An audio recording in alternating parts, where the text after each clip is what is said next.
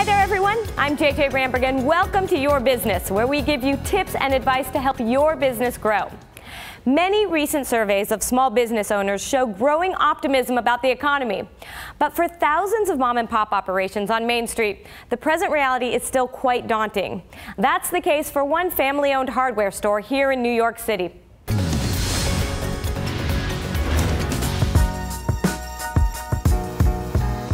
Manhattan has always had the glamour, the place where the women of Sex and the City shop and play.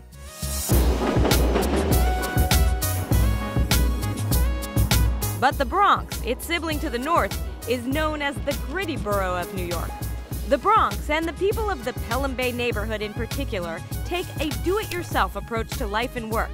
It's with that spirit that John and Sherry Scanlon opened the Pelham Bay Home Center nearly 20 years ago. We saved $100,000 while we had 3 kids and a mortgage, and we worked really hard. We had a smaller store down the road for 5 years. Then about 14 or 13 years ago, we moved to this location. Gritty can also describe the Scanlons' approach to the business they started without a typical business plan. John Scanlon used his gut instinct and a knack for DIY in place of an MBA. I have unique knowledge of what sells in this neighborhood because I was selling it 30 years ago. If you go to a big box store, you're getting some 18-year-old kid that's worrying if he has a date tonight. Right? With me, I'm worried about feeding my family. So I take it a lot more serious to try to help people because I want them to come back. But lately, getting customers to come to the Pelham Bay Home Center at all is a serious problem. I think every business is hurting, but I think the home improvement business took a big hit. Sometimes at night, you'll lie in your bed and think about what could I do to make things better at the store? How could I improve sales? The collateral damage from the collapse of the housing market and the fallout from the crisis on Wall Street extended to Main Street in Pelham Bay.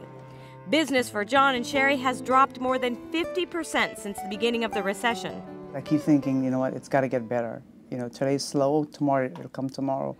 That's encouraging myself not to give up. But I definitely didn't think that it would last this long. To make matters worse, New York City's cash-strapped government started issuing $100 tickets to customers double parked outside the store. John and Sherry worry the intense enforcement drives sales away. I've been on this avenue almost 30 years. When I worked for my old boss, you'd see one meter maid or traffic agent. You'll see one in the morning, one in the afternoon. Now, you'll see one every 5 minutes. It really gets frustrating because you feel like, you know what, you're at the bottom of the bar and you're struggling to get at the top, and every time you get to the top, somebody kicks you down. Cutting costs, the Scanlons scaled back their staff while reducing hours and eliminating health insurance for others. But when you have someone who's qualified and doing a good job, it's extremely depressing to let them go. You feel like a failure. You feel like you failed yourself plus the person that you're letting go. Scanlon took other steps to survive as well. He beefed up inventory so he wouldn't turn away a customer. He purchased inventory in bulk once or twice a year, which saved money. And he continued his commitment to customer service, giving his cell phone number to customers if they needed something after hours. You just have to listen to your customers and pay attention to what they say and then give them what they want. And then try to do it with a smile. One unexpected benefit of the recession? The Scanlons have grown closer as a family. My son's in college. He comes here on Saturday. My daughter started working here a few months ago. And we discuss the problems as a family, and we try to find solutions to the problems. The Scanlons' oldest daughter, Tashelle, is the first member of the family to graduate from college. And she's eager to help her parents grow the business. I saw all the trouble that they went through and what it took to get their name out there, and I always felt like I wanted to help.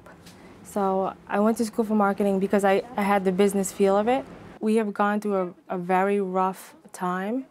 I'm not saying that it's over, but with every downfall there is an uprising.